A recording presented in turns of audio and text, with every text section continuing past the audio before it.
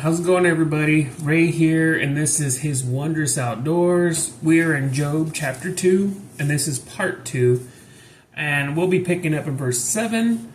In the last video of Job, we talked about the first 6.5 verses here, and it was another scene of dialogue between Satan and God. And this time, Job was saying, hey, yeah, you take everything away from him, but he still has his health, he still has his life. And so we kind of talked about that, but this is good stuff. So, as I always say, we have our sword, so let's get into it. So, all right, picking up verse 7. Then Satan went out from the presence of the Lord and smote Job with sore boils from the sole of his foot to the crown of his head. So he inflicted his body with sore boils from the bottom of his feet all the way to the top of his head and everywhere in between. And I don't know if any of you ever had boils or just raised blisters or something of that nature. That stuff's not any fun. I imagine that it looks painful. And so he's got this everywhere. Okay. Moving on to verse 8. And he took a potsherd to scrape himself while he was sitting among the ashes. So a potsherd is like a piece of broken pottery. And these boils, in my opinion, are got to be really itchy. And he's just there scraping himself to just relieve the itch. And he's sitting here, it says, among the ashes. So like one possibility of sitting among the ashes is he's in a dump, okay, where they burn trash. However, burning trash, that refining, that heating up, is probably one of the most sanitary places he could be, okay? While scraping these sore boils that are all over his body. And, just talk a little bit more about his illness. So, Satan could have affected his heart, his lungs, his kidneys, any of that stuff, any of those vital organs. But instead, he affected the largest organ, because your skin is an organ. And it is the largest organ. It's all over your whole body, okay? And so me personally, I have psoriasis that'll break out once in a while, and I get it on my hands, sometimes my wrists or my arms, and I know that with the psoriasis, it gets dried up and it gets extremely itchy, so I gotta put lotion on. And I mean, like what he's doing with the potsherd, that would probably feel pretty great. But I imagine that would also lead to bleeding. Just scraping and scraping. And, man, just imagine, okay? So now we're going to see for a moment his wife's going to enter the scene. And in verse 9 it says, Then his wife said to him, Do you still hold fast your integrity? Curse God and die. All right. So the first thing we see here is she said, Do you still hold fast to your integrity? Perhaps that means she no longer is holding fast to her integrity. Because in chapter 1, in the first half of the chapter, we see that Job is a blameless, upright man who fears God and turns from evil and loves his family. So I imagine his wife was a godly wife, right? However, we got to understand that she just lost everything that he lost, okay? And this might even kind of go along with where the word says that the woman is the weaker sex, right? And that man should be her covering. And so in this, we see that he is still her covering, right? And so she tells him, curse God and die. Just get it done with it. That death would surely be greater than you suffering with all these sore boils. So going to verse 10. This is Job being her covering. Verse 10.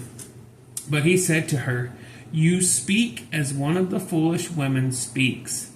Shall we indeed accept from God good from God and not accept adversity? In all this, Job did not sin with his lips. So, being her covering, he tells her, those women that are foolish and speak foolish and act foolish? You're acting like that. You're speaking like those women. However, he didn't say you are a foolish woman, or he didn't say foolish woman. He says you speak as one of the foolish women. So he gives her grace there, right? Because he understands she just lost her 10 children. She lost just as much as he has, okay? And perhaps her integrity is just gone. She's not holding fast to it anymore, okay? And then he tells her, should we only accept good from God and not adversity? So he's got wisdom. He is the priest of the home, right? All right. And it says that in all this, Job did not sin with his lips. So in all this, meaning all of it to this point, losing his children, losing his servants, his livestock, and now his health. In all this, he did not sin with his lips. Awesome. All right. All right, now let's move to verse 11. Now when Job's 3 friends heard of all this adversity that had come upon him, they came each one from his own place. Eliphaz the Temanite, Bildad the Shuhite, and Zophar the Naamathite. And they made an appointment together to come to sympathize with him and comfort him. Verse 12. When they lifted up their eyes at a distance and did not recognize him, they raised their voices and wept. And each of them tore his robe, and they threw dust over their heads towards the sky. Verse 13.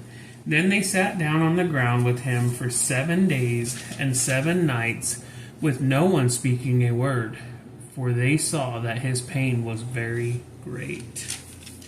All right, so now we've got 3 of Job's friends. They heard what's happening to him, and so they want to come and see him. All right. They come from different places. You know, we've said in chapter 1 that Job is the greatest man in the East. People knew who Job was, so he had friends in different locations. This clearly shows that. But when they came to see him from a distance, they did not recognize him, so they wept.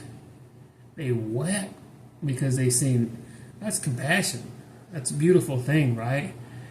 And then it says they mourned with him, right? The word says that we mourn with those that mourn, okay?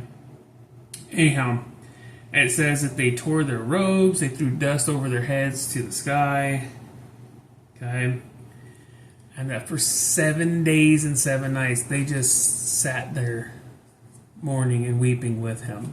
Nobody said a single word because they saw his pain was very great. They saw that this man was in severe pain. So his friends showed up. They're weeping. They're sitting with him. And I believe for the next 35 chapters, we're going to see the dialogue between Job and his friends. And what I'm going to do for that is I'm just going to group them together. Okay? So, the next one will be Job's Lament. We'll read that one as a separate study. But then after that, we're going to group them together. So, for example, we'll group chapters 4 through 7. Okay? And that's going to be Job sitting and talking with Eliphaz. So, but that's what I plan on doing for those. So, anyhow, I hope you guys continue to follow this study, to follow my channel.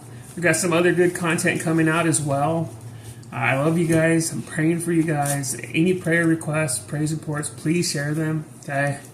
And all right, man, you guys be good. Love you.